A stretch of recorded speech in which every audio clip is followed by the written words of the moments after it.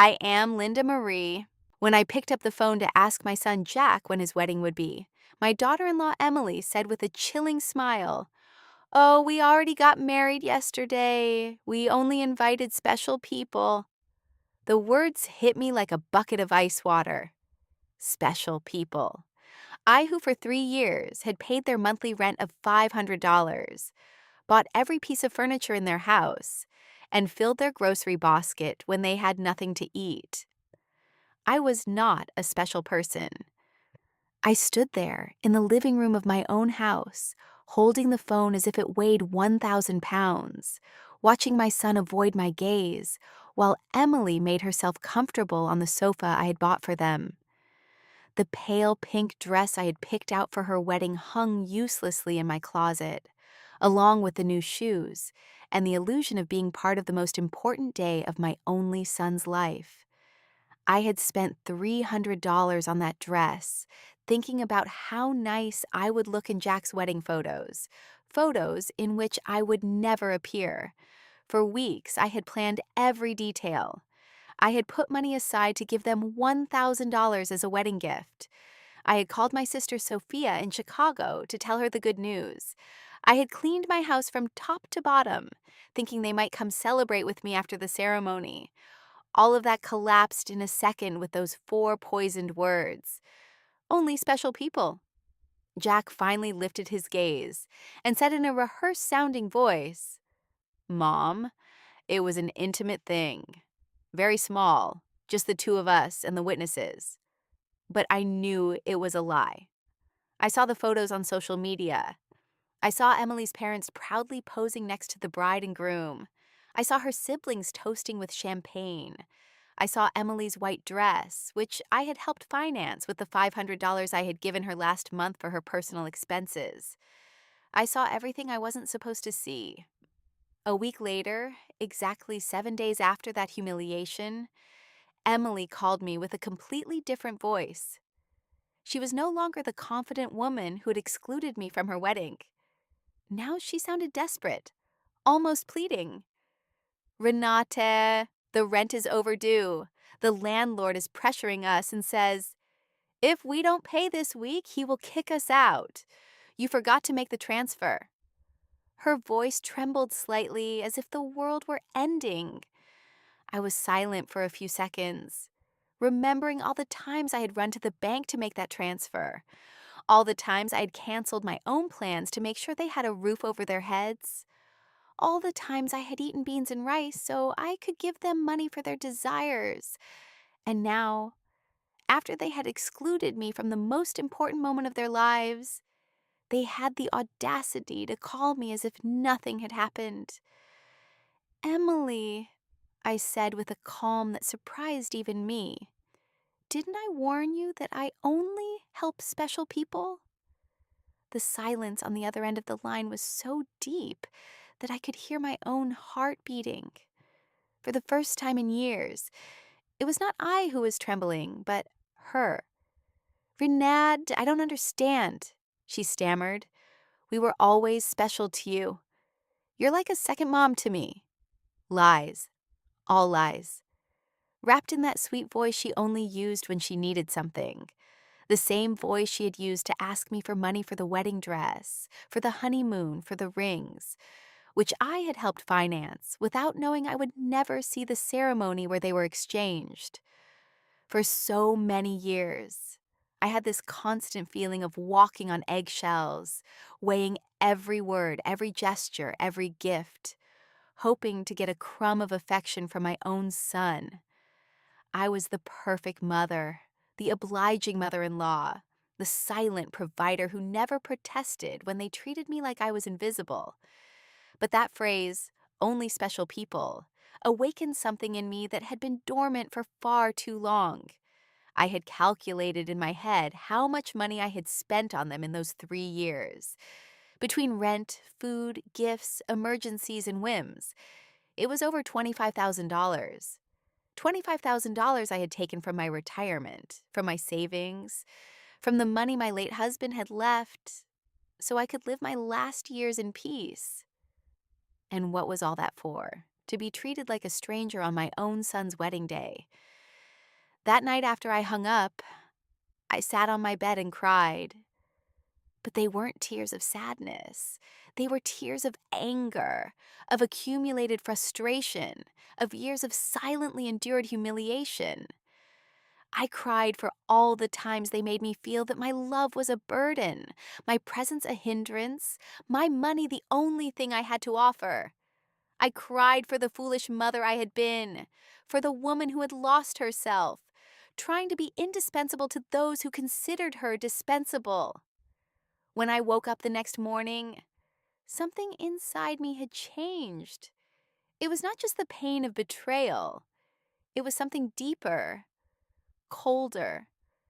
I stood up and looked at myself in the bathroom mirror. The same tired eyes as always, the same wrinkles that told stories of years of giving love without getting it back. But there was something else in my gaze, a hardness I didn't recognize, a determination that had been buried under years of compliance. I went to the kitchen and made coffee, as I had every morning for 40 years. But this time, I didn't think about calling Jack to ask how he had slept. I didn't check my phone in anticipation of a message from him apologizing for the previous day's humiliation. For the first time in a long time, I was my own first concern of the day. I sat at the table where I had so often planned surprises for them, counted bills for their expenses, and cried silently when they treated me with indifference. Now, this table would be a witness to something completely different. I took out my checkbook, my bank statements, and started to do the math. I wanted to see in exact numbers the extent of my own foolishness. Monthly rent of $500 multiplied by 36 months was $18,000.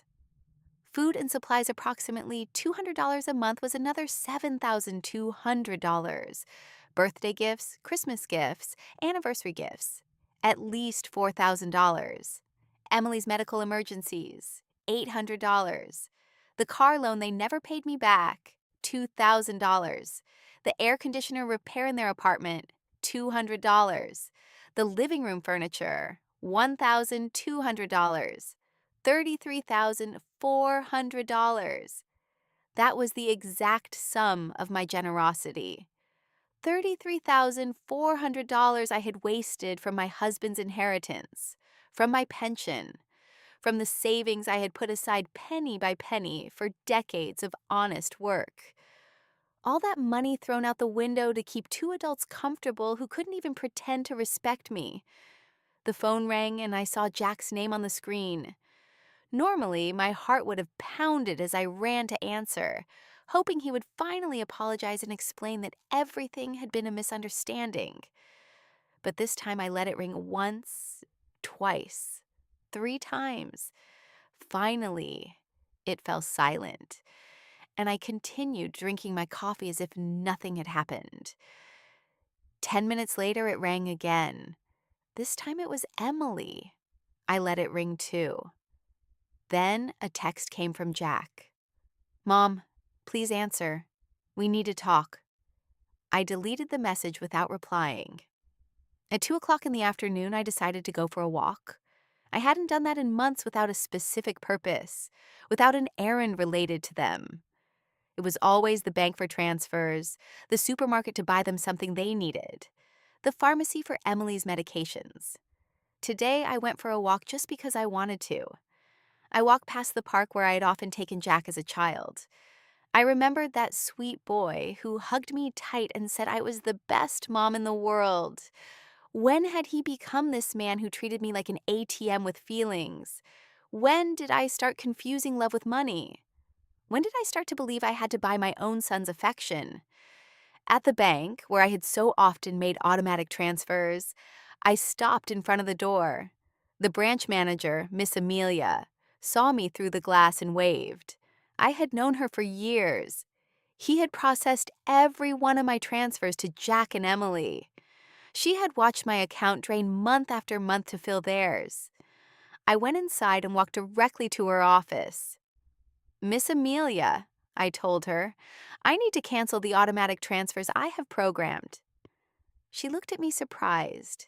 For 3 years, these transfers had been as regular as the sunrise. Are you sure? Did something happen? Her concern was genuine, more genuine than any interest Jack had shown in me in recent months. What happened is that I finally opened my eyes. I replied, I want to cancel everything, and I also want information on how to protect my accounts. I don't want anyone else to have access to my money. While Miss Amelia processed the cancellations, my phone didn't stop ringing. Jack, Emily, Jack again. It was as if they had developed radar to detect when their source of income was in danger. I turned the phone off completely. Miss Amelia said as her handed me the papers, I apologize for intruding, but in all these years, I have seen you be very generous with your family. I hope you are not being pressured to make these changes. Her words touched me deeply. This woman, who barely knew me beyond bank transactions, showed more genuine concern for my well-being than my own son. I'm not being pressured, Miss Amelia. On the contrary, I have finally stopped pressuring myself. When I left the bank, I felt strangely light, as if I had left an enormous burden in that office. For the first time in years, my money was entirely mine. I had no financial obligations to people who saw me as a resource instead of a person. I went home and thought about all the things I hadn't done to please Jack and Emily, the trips I hadn't taken to save money for them, the friends I no longer saw because I was always available for their emergencies, the hobbies I had given up because every dollar I spent on myself was $1 less for their needs.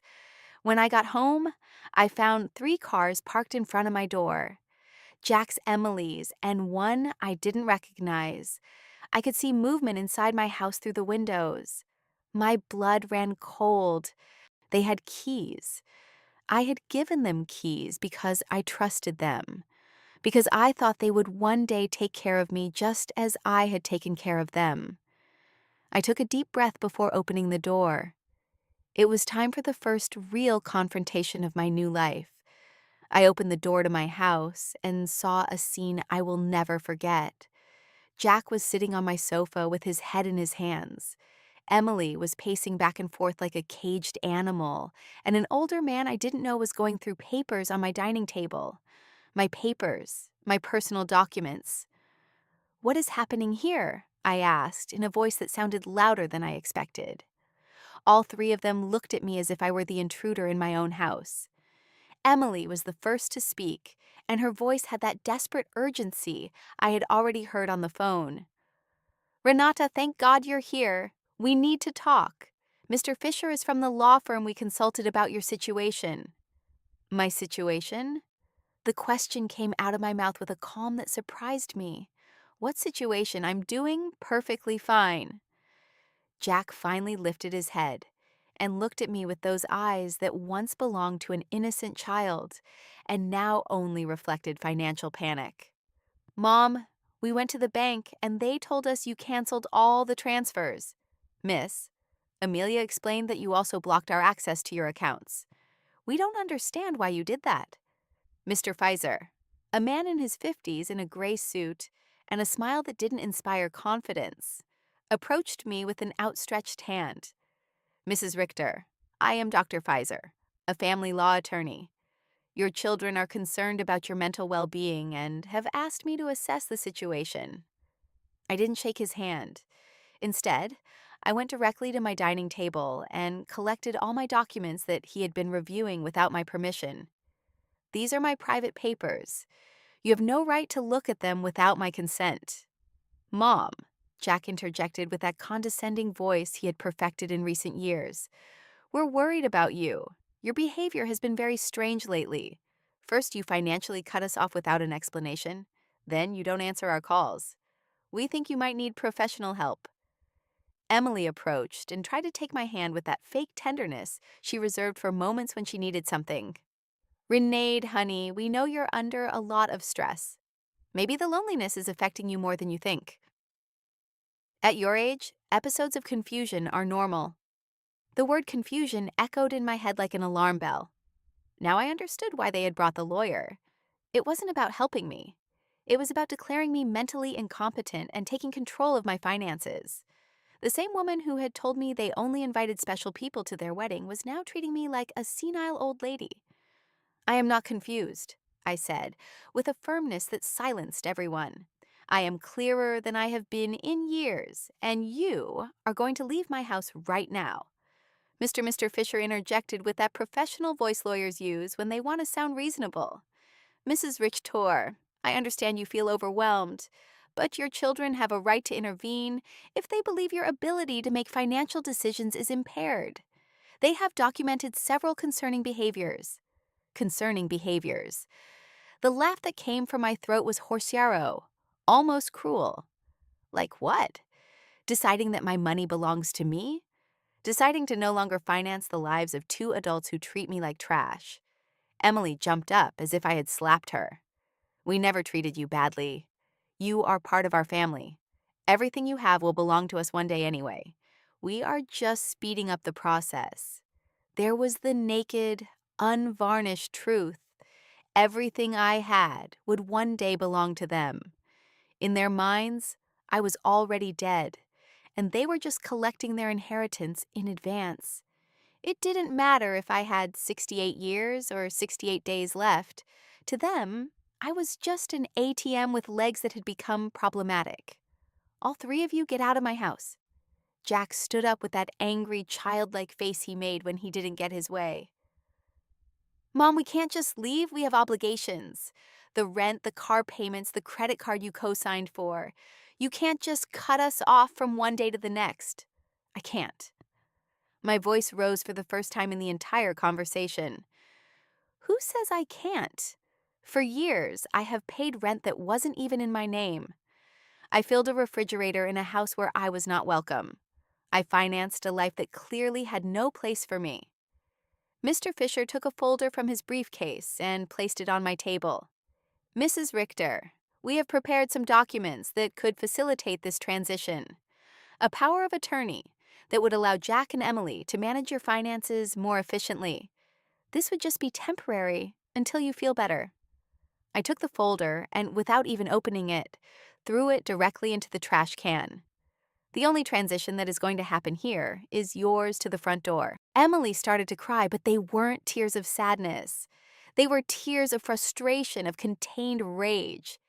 You can't do this to us, Renee. We were counting on you. We made plans based on your support. We bought things. We took on financial obligations because we knew we could count on you. Obligations based on my money, I replied. Not on my well-being, not on my happiness, not on my company, just on my money. And now that I have decided that my money is better used in my own life, I am suddenly a confused old woman who needs legal guardianship. Jack tried to approach me, but I took a step back. He was no longer the boy who ran into my arms when he had nightmares. He was a 30-year-old man who saw his mother as an obstacle between himself and a comfortable life financed by others. Mom, we made mistakes, he said in a voice that was supposed to sound remorseful. The wedding was a misunderstanding. Emily was nervous. I was under pressure. We can fix this if you just become reasonable again. Reasonable? The word tasted bitter in my mouth. Being reasonable means continuing to pay for your life while you treat me like a stranger. It means pretending it doesn't hurt to have been excluded from the most important day of my only son's life. Mr. Fisher packed his papers with the efficiency of someone who is used to having proposals rejected. Mrs. Richter, this is not over. Your family has legal options. If you are indeed making irrational decisions due to mental health problems, a judge can determine that you need guardianship. His words were like a blow. I realized this was not just a manipulative family visit. It was a real legal threat. They wanted to declare me incompetent to manage my own affairs. Mr. Fisher, I said, looking him directly in the eyes. I suggest you do your research thoroughly before you threaten a 68-year-old woman who has managed her finances flawlessly for 40 years, who raised her son alone after the death of her husband, who ran a household and worked honorably until retirement, and who until last week financially supported two completely capable adults. Emily stopped crying and looked at me with a coldness that finally showed her true face. "This won't stay like this, Renati. We have rights and lawyers too." "Perfect," I replied. "Hire all the lawyers you want. With your own money, of course, because mine is no longer available to finance your legal tantrums." The three of them walked to the door with the wounded dignity of people who are not used to being told no. Before he went out, Jack turned to me one last time. "Mom, this is going to end very badly for you. You're going to end up alone with no one to take care of you when you really need it." "Jack," I said with deep sadness, but also with crystalline clarity, "I am already alone. The difference is that now it's by my own choice, not by your neglect." As I closed the door behind them, I stood in my living room, surrounded by the most beautiful silence I had heard in years. It was the silence of freedom. That night I couldn't sleep, but not out of sadness or regret, but out of adrenaline from having reclaimed control of my own life. I lay awake in bed, planning my next steps like a general, preparing for a battle. If Jack and Emily wanted to fight, I would give them a war. But it would be a war I would fight with intelligence, not with emotion. At 5 o'clock in the morning, I was already dressed and ready to go. My first stop was the office of attorney Mr. Weber, a man I had met years ago when I was handling my husband's will. Unlike Mr. Pfizer, whom Jack and Emily had brought, Mr. Weber had an impeccable reputation and specialized in protecting the rights of the elderly. Mrs. RTOR. He told me as I explained the situation, "What your children tried to do yesterday is more common than you think. It's called elder financial abuse, and it's a federal crime. The fact that they entered your house without permission and reviewed your private documents also constitutes a violation." His words both calmed and worried me. They calmed me because they confirmed I wasn't crazy, that what had happened was truly abusive. They worried me because I realized the situation was more serious than I had thought. "We have to document everything," Mr. Weber continued. "Every transfer, every gift, every time they pressured you for money. We will also change your will to protect your assets from future manipulation attempts." We spent 3 hours reviewing my financial records. Mr. Weber whistled when he saw the total sum, $33,400 in 3 years. "Mrs. Richter, with this money, you could have lived comfortably, traveled, and enjoyed your retirement. Instead, you completely finance the lives of two adults who didn't even respect you enough to invite you to their wedding." When I left Mr. Weber's office, I had a complete plan. First, I would change all the locks on my house. Second, I would install a security system with cameras to protect myself from future surprise visits. Third, I would open a new bank account at a different bank where they had no contact.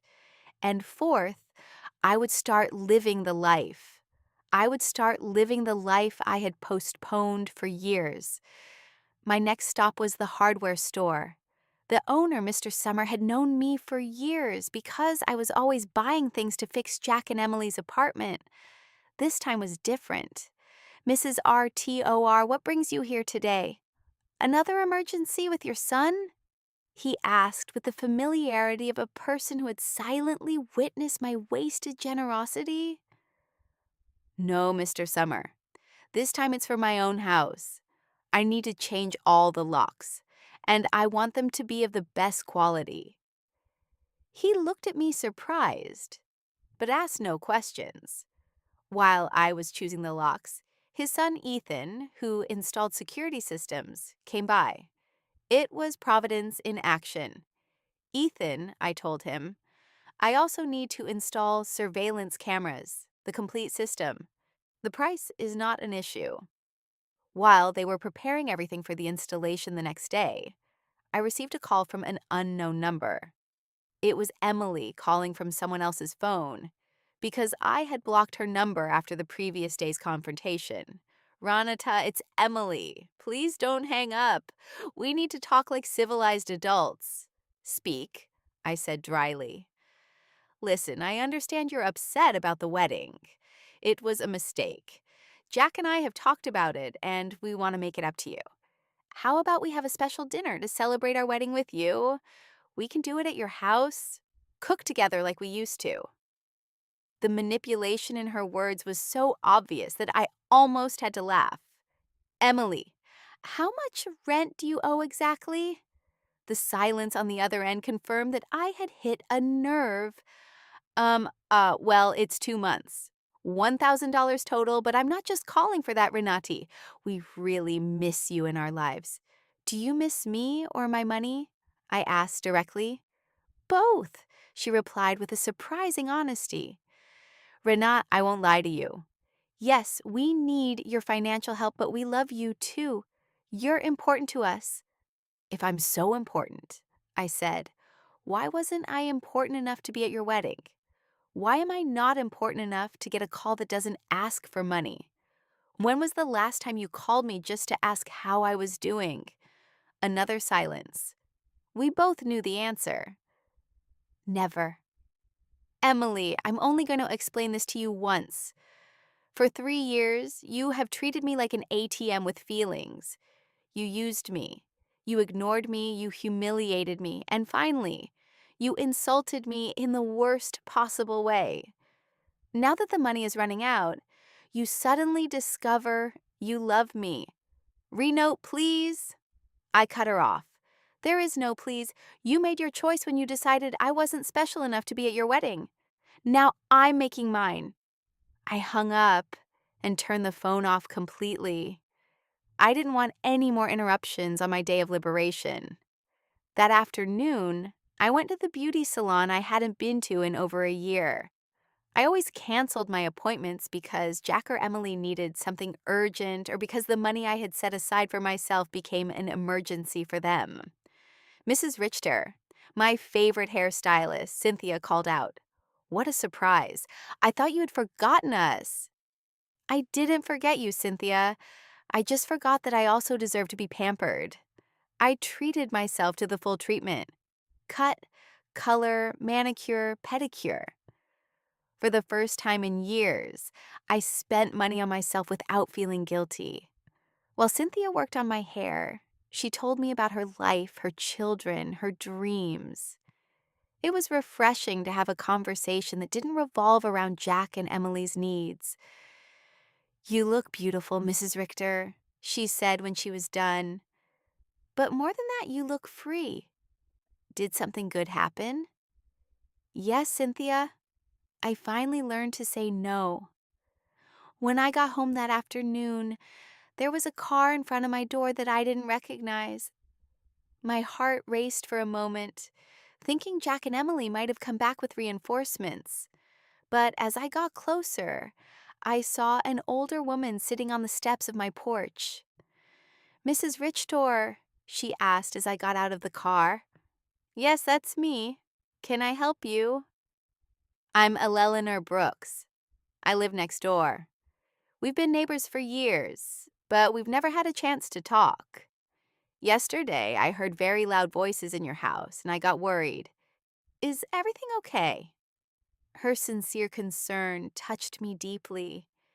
Here was a stranger who showed more interest in my well-being than my own son. Come in, Mrs. Brooks. I'll make you a coffee, and I'll tell you a story you won't believe. While I was making coffee, I told her the whole situation.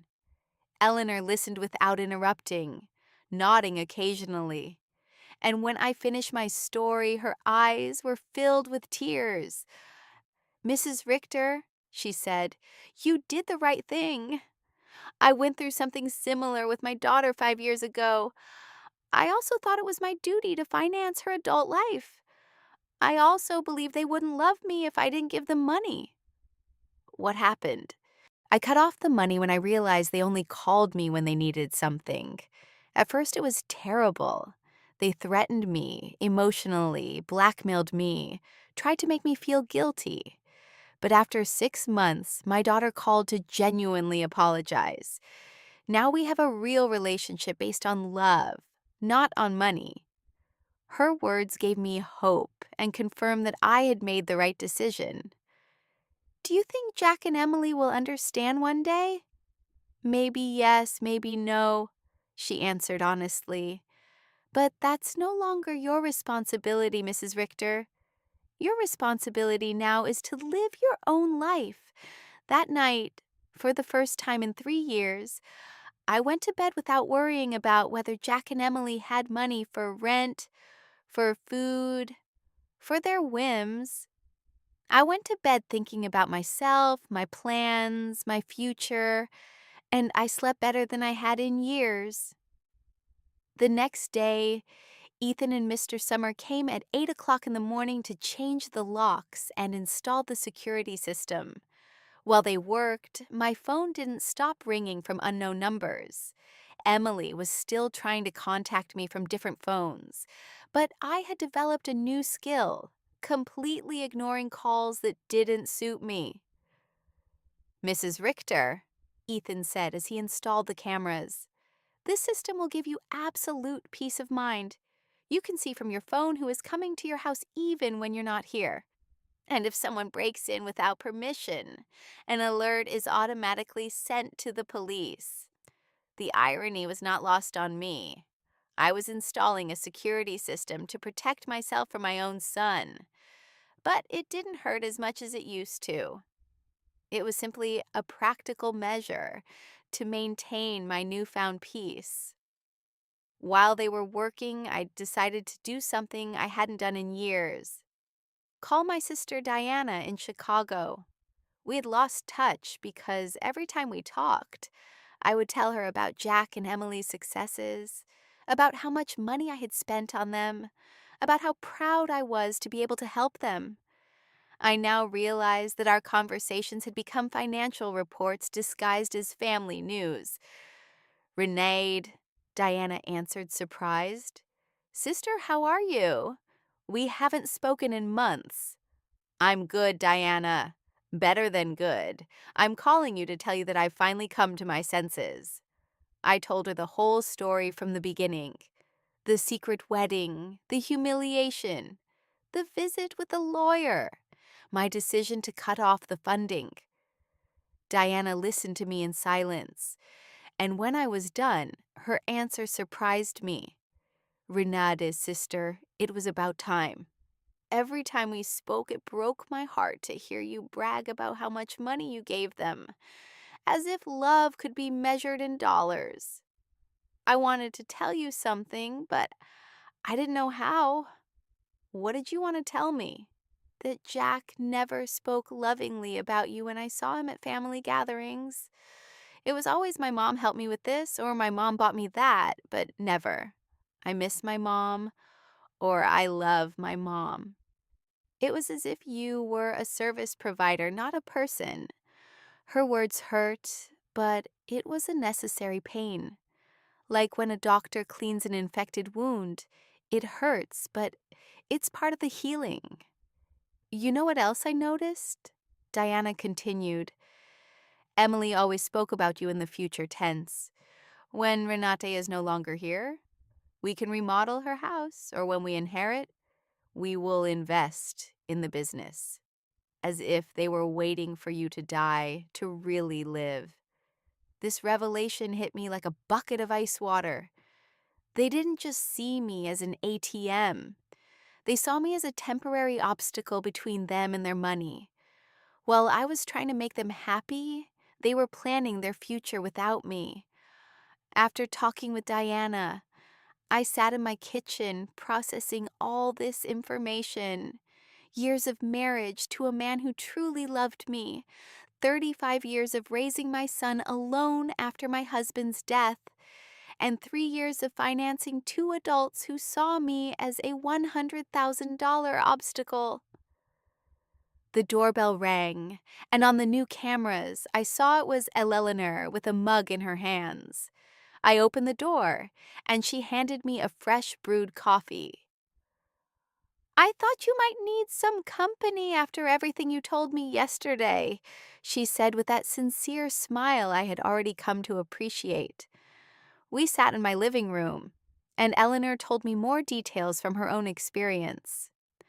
"My daughter said the exact same thing to me that Emily says to you. You're like a second mom to me. We're special to you. Everything will be ours one day anyway." Those are rehearsed phrases, Mrs. Richter. They learned them from the Emotional Manipulation Handbook. "Do you think such a handbook exists?" I asked half-jokingly. "Not officially, but it seems everyone reads from the same book.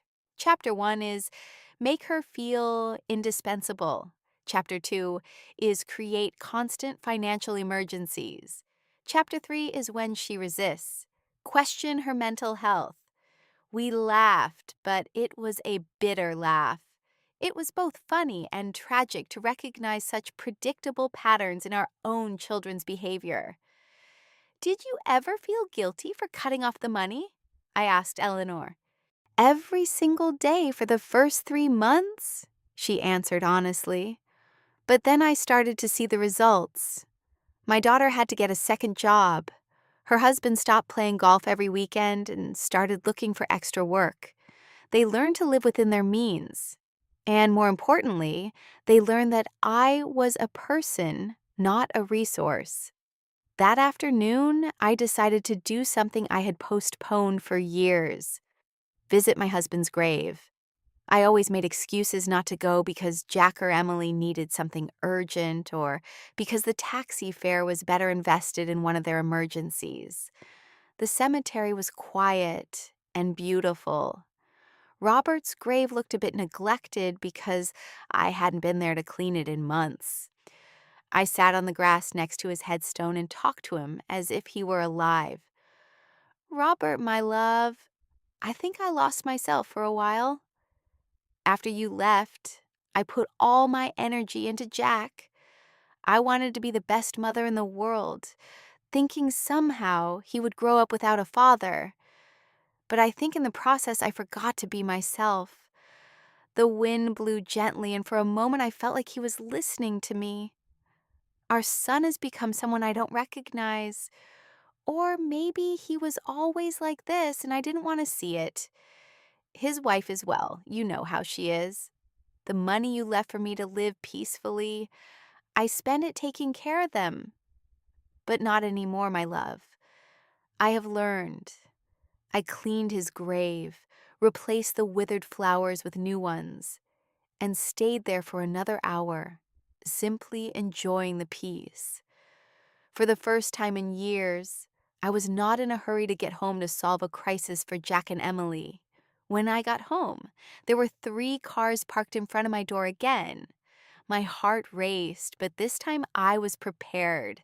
The cameras showed me that it was Jack, Emily, and 2 other people I didn't recognize. Everyone seemed agitated, talking to each other, and pointing at my house. I didn't get out of the car. Instead, I called Mr. Weber, my lawyer. "Mr. Weber, they are at my house again. This time they've brought more people. What should I do?" "Don't get out of the car, Mrs. Richter.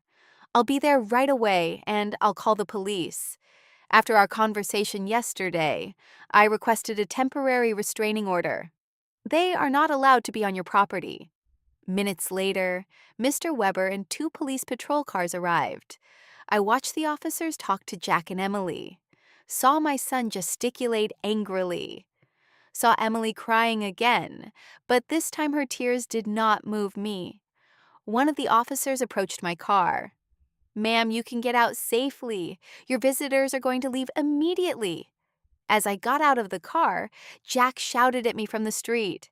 "Mom, this is ridiculous. We're your family. You can't call the police on your own son." "Jack," I replied with a calm that surprised even me, Family doesn't threaten lawsuits for mental incompetence. Family doesn't break into people's homes without permission. Family doesn't treat their mothers like ATMs. Emily screamed from across the street. You're going to pay us everything you owe us. We have bills you co signed for. You can't just abandon us like this. Mr. Weber interjected. Mrs. Brooks, any future communication must be through my office, and I suggest you consult with an attorney before making collection threats, because my client has full documentation of all the payments she voluntarily made for 3 years. I watched them drive away in their cars, defeated, but not giving up. I knew this wasn't over, but for the first time in this situation, I felt confident. I had professional help. I had emotional support from Eleanor. And more importantly, I had mental clarity about what was right and what was wrong. That night, Eleanor invited me to her house for dinner. I met her daughter who was visiting, and I was able to see with my own eyes what a healthy family relationship looked like. They spoke respectfully to each other, asked sincerely about each other's lives, and laughed together. The daughter didn't ask for money once the entire evening. I wanted that with Jack, too, I confessed to Eleanor after her daughter had left. And maybe you'll get it one day, she replied. But first, he has to learn that you are a person who deserves respect, not just a source of income. For the first time in weeks, I went to bed feeling hopeful about the future. The next few days were strangely peaceful. The surveillance cameras showed me that Jack and Emily were driving past my house several times a day, sometimes slowly. Sometimes they parked for a few minutes, but without getting out. It was as if they were studying my routine, looking for the perfect moment for their next move. Mr. Weber had advised me to document every one of these visits, so I kept a detailed log with the date and time. Their persistence will work in our favor, he had said. Every time they show up after we've told them not to approach, it strengthens our case for a permanent restraining order. On Friday morning, I was calmly having breakfast when the doorbell rang. The cameras showed me a very well-dressed young woman with a folder in her hands and a professional smile. I didn't recognize her, but something about her posture told me it was not a social visit. "Good morning, Mrs. Renati Richter," she said as I opened the door. "I am a social investigator from the Office of Senior Services. We have received a report that you may be in an at-risk situation, and we need to conduct a wellness check." My blood ran cold. Jack and Emily had escalated the situation. It was no longer just threats from private lawyers. Now they had involved the government. "Can I see your ID?" I asked, trying to stay calm. "Of course." She showed me an official ID that looked genuine. "I am social worker Mrs. Schmidt. Can I come in and talk to you?" I let her in, knowing that a refusal would have been worse for my case. Mrs. Schmidt sat down in my living room and took a form out of her folder. "Mrs. Richter, we have received reports that you have shown significant changes in your financial behavior, that you have cut off communication with your family, and that you have shown signs of paranoia by installing unnecessary security systems. We were also told that you have refused medical and legal help from your loved ones." Every word had been carefully chosen to make me sound like a mentally disturbed old woman. I recognized Emily's handwriting in the wording. She had always been skilled at manipulating words to get what she wanted. "Miss Schmidt," I said with all the dignity I could muster, "I would like to call my lawyer before answering any questions." "Ma'am, this is not a legal interrogation, it's a wellness check. If you have nothing to hide, it should not be a problem to speak with me." The phrase, "if you have nothing to hide," infuriated me. It was the same logic abusers use to justify their invasions. If you're innocent, you shouldn't complain about your privacy being violated. "Miss, I'm calling my lawyer. You can wait here or come back another day. but I will not answer any questions without legal representation present. I called Mr. Weber, and he was there within 20 minutes. When he came in and saw the social worker, his expression hardened. Miss Schmidt, he said after checking her ID, I hope you have a court order to be here because my client is under my legal representation, and any unauthorized investigation constitutes harassment. Sir, Mrs. Schmidt replied with less confidence than before. We have reports from concerned family members about the lady's well-being. It's our duty to investigate. What family? Mr. Weber asked dryly. The same family that tried to get her to sign a power of attorney without representation. The same family that broke into her house without permission and checked her private documents. The same family that excluded her from important events while living off her money. Mr. Weber took a folder from his briefcase and placed it on the table. Here, I have complete documentation of my client's financial and emotional abuse. $33,400 that were withdrawn from her accounts in 3 years. Systematic social exclusion and emotional blackmail. If someone needs to be investigated here, it is not my client. Mrs. Schmidt reviewed the documents with growing discomfort. It was obvious that the information she had been given did not match the reality she had in front of her. Mrs. RTOR, she said finally, can you explain to me why you so abruptly stopped financial support for your son? Because I finally discovered they were using me? I replied simply. Because I realized that to them I wasn't a mother, but a bank account. Because I was tired of financing the lives of people who saw me as an obstacle. But don't you feel it's your responsibility to help your family? The question outraged me, Miss Schmidt. My responsibility as a mother was to raise my son until he was 18, to educate him, and to give him the tools to be an independent adult. My son is 35 years old, married, and perfectly capable of supporting himself. Financing his adult life is not my responsibility. It is my choice, and I have chosen not to do so anymore. Mr. Weber interjected. Miss Schmidt, would you consider it normal for a 35-year-old adult to be unable to pay his own rent without the help of his 71-year-old mother? Mrs. Schmidt did not answer right away. I could see she was reevaluating the entire situation. Mrs. Richter, she asked after a moment, do you manage your own finances completely? I can show you my bank statements, my investments, my tax payments. Everything is current and in order. Do you live independently? As you can see, I keep my house clean. I take care of myself physically. I drive my own car.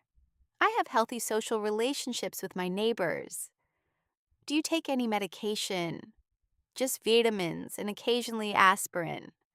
I don't have any medical conditions that require medication. Mr. Weber added, my client has just undergone extensive medical exams as part of our legal process. She is in perfect mental and physical condition. Mrs. Schmidt closed her folder inside. Mrs. Richter, based on this conversation and the documentation I have reviewed, I see no indication that you are at risk or in need of intervention. I will close this case. After she left, Mr. Weber and I remained silent for a few minutes. Renat, he said finally, this is going to continue to escalate. Jack and Emily are spending money they don't have to hire professionals to try to have you declared incompetent. Does that mean they are desperate? It means that exactly. What else can they do? They can file a lawsuit for incompetence. It's expensive and hard to win, but if they find a sympathetic judge and a psychiatrist willing to testify in their favor, they could get a guardian assigned. The thought terrified me. They could take control of my money. They could try. But we have solid evidence that you are completely competent and that they're motivated by greed and not by genuine concern. That afternoon, I called Diana to vent. "Sister," she said after hearing my story, "do you notice how far they are willing to go for money? They are risking family relationships, spending money on lawyers and doctors, destroying their own reputation, all to get access to your bank account again." Her words made me think. Jack and Emily had completely revealed their true nature. There was no going back. There was no possibility of a genuine reconciliation. To them, I had never been a mother or a respected mother-in-law. I had always just been money on legs. This revelation, although painful, was also liberating. I no longer had to wonder if I was making the right decision. I no longer had to feel guilty for protecting myself. They had proven for themselves that my emotional and physical well-being was less important to them than my money. That evening, Eleanor came to visit with a surprise. She had invited her friends from the garden club to meet me. "Renate," she introduced me. "These are my friends Cynthia, who you already know from the salon, Maria, Carmen, and Alfreda. We have all been through similar situations with abusive family members. We spent the evening sharing stories. Maria had had to set boundaries with a brother who constantly asked her for money.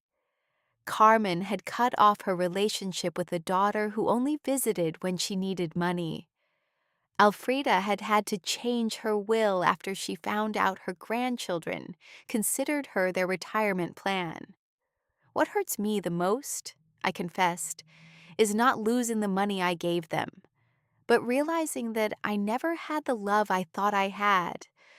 "Renee," Elfrida said with the wisdom of her 80 years, "true love cannot be bought or sold. If you had to pay for it, it was never real." Her words were balm for my wounded soul. She was right. I had bought attention, not love. I had financed an illusion. "You know what I've discovered?" I said to my new friends, "that loneliness surrounded by people who don't love you is worse than being lonely on your own. At least now when I am alone, I am in good company." Everyone laughed and we toasted to our newfound wisdom. That night, after my new friends had left, I sat in my garden thinking. The stars shone brighter than ever. Or perhaps I was seeing them with clearer eyes. For the first time in my adult life, I was completely alone financially. I had no dependents, no financial obligations to anyone but myself. And instead of scaring me, this reality excited me. I could travel when I wanted. I could remodel my house. I could buy myself nice clothes. I could donate to charities that were important to me. I could invest in my own future instead of financing the present of ungrateful people. Freedom tasted like hope, and for the first time in years, I wanted to plan my future. A month after the psychiatrist's visit, I thought I had finally won the war. I had settled into a beautiful routine. I calmly had breakfast and read the newspaper. I tended to my garden, had lunch with Eleanor or one of my new friends. And in the afternoons, I devoted myself to activities I had given up for years. I had started painting again, something I was passionate about before I became Jack and Emily's personal financier. But on a Thursday morning, while I was painting flowers on my new easel, Mr. Weber came to my house with a grim expression that made my blood run cold. "Linda Marie, we need to talk. Jack and Emily have filed a formal lawsuit for mental incompetence in family court. They are requesting to have a legal guardian assigned to you." The words fell on me like stones. I knew it was a possibility, but hearing it out loud made it terrifyingly real. Does that mean they can take control of my money? If a judge determines that you are unable to manage your affairs, yes, he could place Jack as your legal guardian. which would give him full control over your finances. I sat down heavily on my sofa, feeling the weight of the deepest betrayal I had experienced in my life. My own son was trying to legally declare me incompetent to steal my money. Mr. Weber, what evidence could they have? You yourself have seen that I am completely competent. They have statements from 3 witnesses who claim you have behaved erratically. They also submitted unpaid doctor's bills that you supposedly didn't pay, and medications that you supposedly hoarded without taking them. But that's a lie. I don't have any outstanding doctor's bills or hoarded medications. I know Renaid, but they have fabricated convincing evidence. They also have the statement from Dr. Lehman, who states that you refused to cooperate with a psychiatric evaluation, which they interpret as proof of mental decline. The manipulation was diabolical. They had turned my refusal to undergo an unnecessary exam into proof of a mental illness. They had used my instinct to protect myself from them as proof that I needed protection. Who are the 3 witnesses? Mr. Weber looked through his documents. Emily, of course, a neighbor named Mr. Davis, and someone who claims to be your pharmacist, Mr. Green.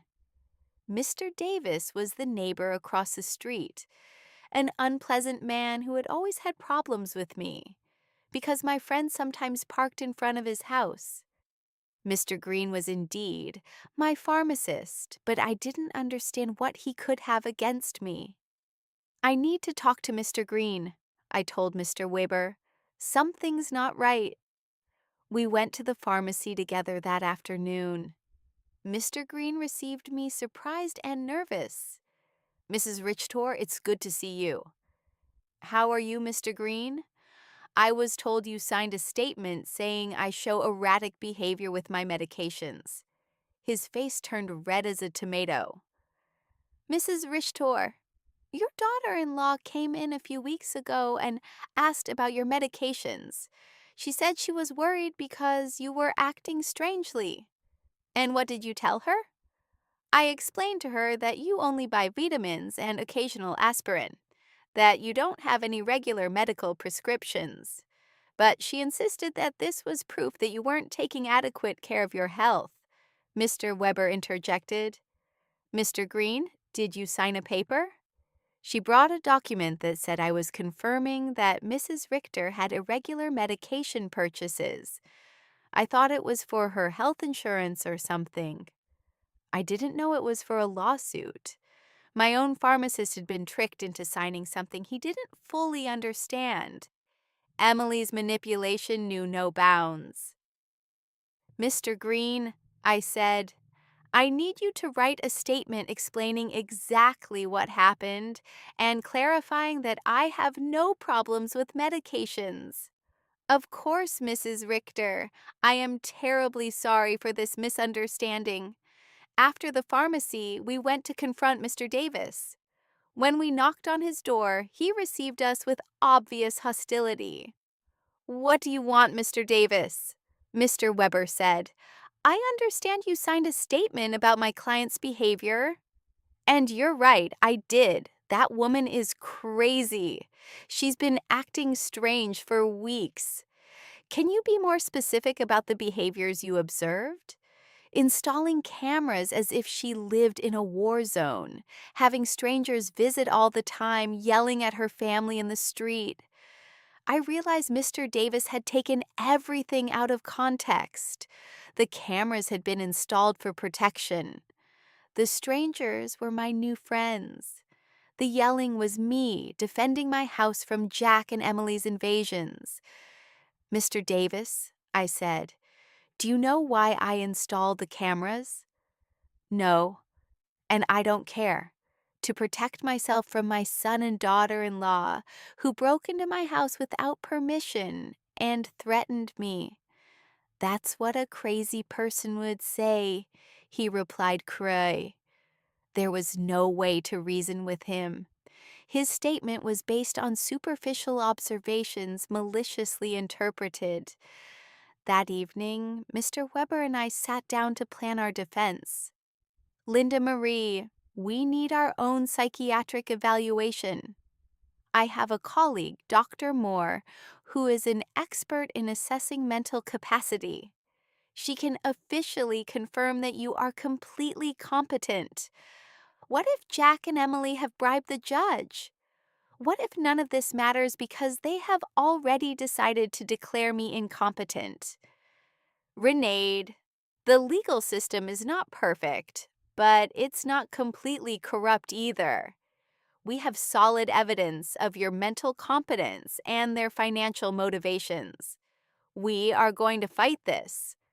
The next day, I went to my appointment with Dr. Moore. She was a woman in her 50s, with kind but astute eyes. Mrs. Richter, I'm going to ask you a series of questions and tests to assess your mental capacity. Take your time and answer honestly. For 2 hours, she asked me questions about my memory, my reasoning ability, my financial understanding, my emotional health. She also gave me cognitive tests and asked me to solve mathematical and logical problems. Mrs. Richter, she said at the end, your results are well above average for your age. You are not only mentally competent, but your cognitive function is excellent. Doctor, why do you think my family is doing this? Based on what you've told me and the documents I've reviewed, this seems to be a classic case of elder financial exploitation. Unfortunately, it's more common than people think. I left the consultation feeling validated, but also sad. The professional confirmation of my mental health was a relief, but it also confirmed that the lawsuit was real and necessary. That afternoon, Eleanor organized an emergency meeting with all our friends from the garden club. When I told them about the incompetence lawsuit, everyone was outraged. Renate, Maria said, we will testify in your favor. We have been with you for weeks, and anyone can see that you are doing great. Better than great, Cynthia added. You are clearer and stronger than many 40-year-old women I know. Alfreda, with her 80-year-old wisdom, took my hands. Renate, my dear, what your children are doing is nothing new. For generations, greedy children have tried to declare their parents insane to get their money. But you have something many of these victims didn't have: documentation, legal support, and friends who can testify for you. Her words gave me hope. I was not alone in this fight. I had an army of strong women who had witnessed my transformation firsthand. You know what the saddest thing about all this is? I said that Jack and Emily are willing to destroy any future possibility of reconciliation for money. Even if I were willing to forgive everything so far, there's no going back from this. And maybe that's for the best, Cynthia replied.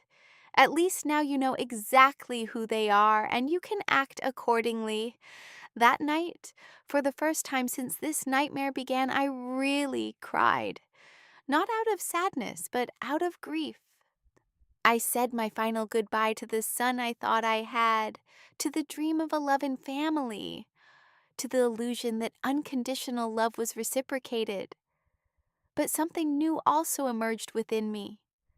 An iron determination not to let myself be stripped not only of my money, but also of my dignity and my freedom. The war had officially begun, but I was ready to fight. The trial came 3 weeks later. I woke up early, put on my best black suit, and looked at myself in the mirror with a determination I had never felt before. Today, not only my mental capacity would be judged, my dignity as a person, my right to live free from abuse, my value beyond my bank account would be judged. Mr. Weber came at 7 in the morning, to go over our strategy one last time. Renate, remember, the burden of proof is on them. They have to prove that you are incompetent. We just have to show that you are not. And what if the judge is already biased? Judge Miller has a reputation for being fair. I researched his past cases, and he doesn't automatically favor families. He is dedicated to protecting the rights of the elderly. We arrived at the courthouse at 9 o'clock in the morning. In the hallway, I saw Jack in a new suit that he probably bought for the occasion, and Emily dressed in black as if she were at a funeral. Maybe it was the funeral of our family relationship. When our eyes met, Jack avoided my gaze, but Emily held my gaze with a coldness that confirmed that for her, this was just a business transaction. Their lawyer was an older, elegant man with the kind of confidence that comes from winning similar cases before. When he began his opening statement, his strategy was clear: to portray me as a confused old woman who had been manipulated by strangers to alienate me from my loving family. Your Honor, he said in a solemn voice, Mrs. Linda Marie has shown a clear mental decline in recent months. She has cut off all financial support for her family without a rational explanation. She has installed unnecessary security systems due to paranoia and has isolated herself from her loved ones under the influence of neighbors and lawyers who are obviously taking advantage of her vulnerable situation. Every word had been carefully chosen to make my self-empowerment sound like dementia and my freedom sound like external manipulation. Then they called their witnesses. Emily was the first to testify, and her performance was Oscar-worthy. She cried as she described how I had completely changed, how I had become hostile and paranoid, how I had isolated myself from the family that loved me. Your Honor, she said in a trembling voice, Renate has always been like a second mom to me. Seeing her mental decline has been devastating. We just want to help her get the care she needs. Lies wrapped in convincing tears. When Mr. Weber cross-examined her, the cracks in her story began to become visible. Mrs. Schuster, can you tell the court when was the last time you called my client without asking for money? Emily stammered. Well, we always talked about many things. Can you give me a specific date? I don't remember exact dates. Is it true that you and your husband got married without inviting my client? It was a very small ceremony. Is it true that when my client asked about the wedding, you told her that you had only invited special people? Emily's face turned red. Those words were taken out of context. What would be the right context to tell your mother-in-law that she is not a special person? She couldn't answer convincingly. Jack was next. Seeing him on the witness stand, swearing to tell the truth while preparing to lie about my mental health, was one of the most painful moments of my life. This was the boy I had raised alone, the one I had dedicated my entire life to. My mom has always been very generous with us, he testified, but lately she has become erratic and irrational. We believe she is being manipulated by people who are taking advantage of her. When Mr. Weber cross-examined him, the mask fell completely. Mr. Richter, how much money have you received from your mother in the last 3 years?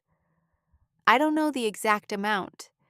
Does $33,400 sound about right? Maybe she's always been generous.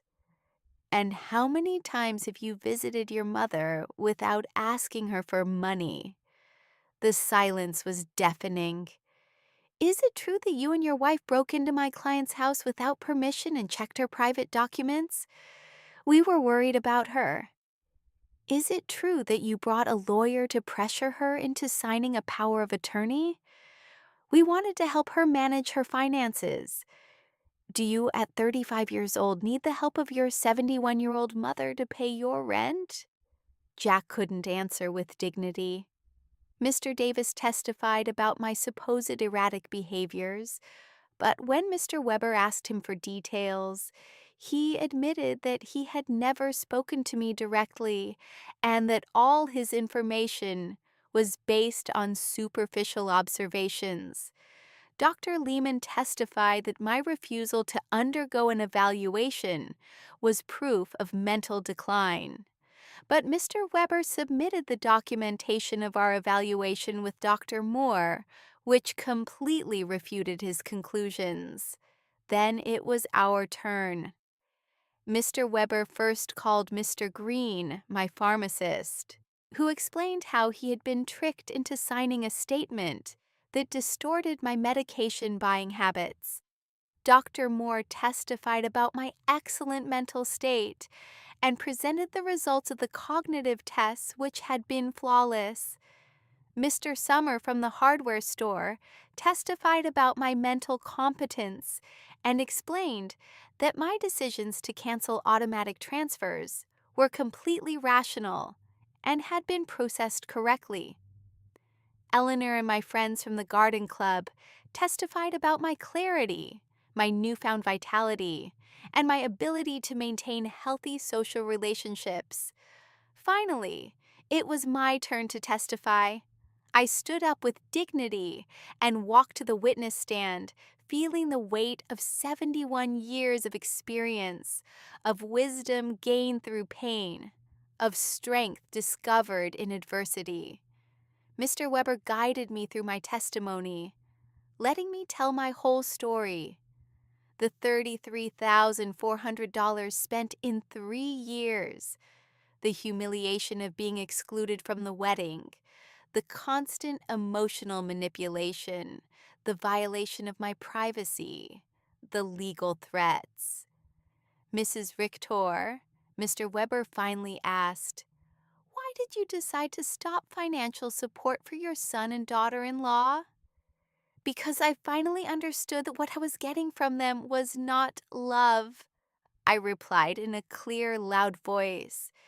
"It was a commercial transaction disguised as a family relationship. My money was welcome, but I as a person was not.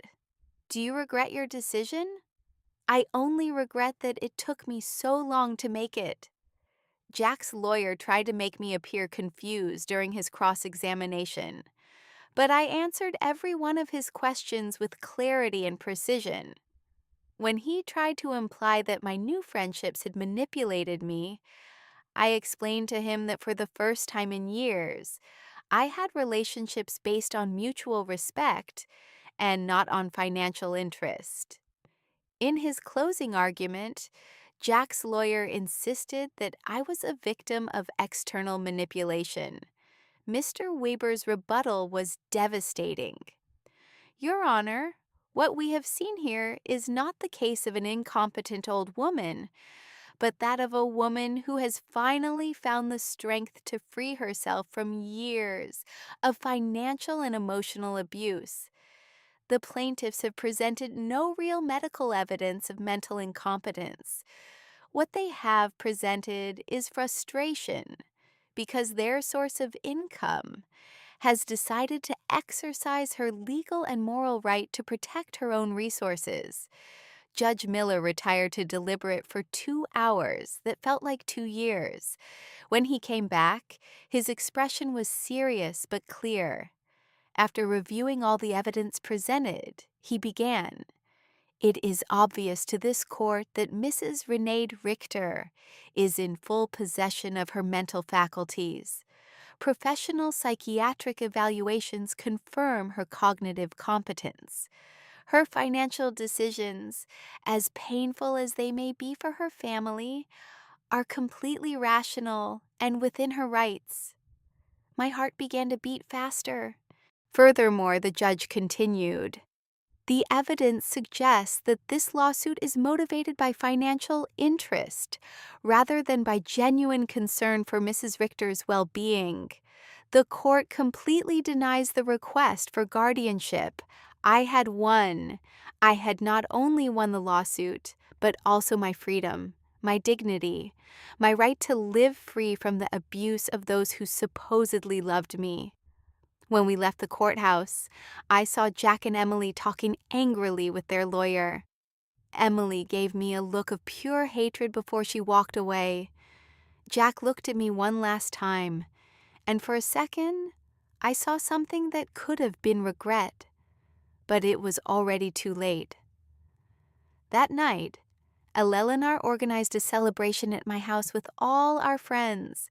We toasted to justice, to freedom, to the sisterhood of strong women who support each other. Linda Marie, Elfrida told me, today you didn't just win a trial, you won back your life. She was right. For the first time in years, the future was completely mine. I could travel, I could love, I could create. I could live without fear, without guilt, without manipulation. 3 months later, I sold my house and moved to a beautiful apartment near the city center. I donated half of my money to organizations that protect the elderly from family abuse. With the other half, I began to live the life I had always wanted. I traveled through Europe, took art classes, and joined volunteer groups. I never heard from Jack and Emily again. I heard from others that they had to move to a smaller apartment and that Emily had found a job for the first time in years. Perhaps the adversity would teach them what my generosity never could: the value of honest work and independence. Some nights when I look at the stars from my new balcony, I think about the woman I was a year ago, fearful, manipulated, believing I had to buy love. That woman is dead, and in her place, someone has been born who has understood a fundamental truth. True love never has a price, and freedom is never too expensive. My name is Linda Marie. I am 68 years old, and I have finally learned that the most important person I have to love and protect is myself. If you like my story, you can support me by making a donation so I can write more stories. Thank you in advance. And you, what would you do in this person's place? I would love to hear your opinion, so please share it with me in the comments. I'm always curious about what you all think, and also write me where you heard this story. For more life stories like this, like the video, and subscribe to my channel. There are many other stories waiting for you. With heartfelt greetings,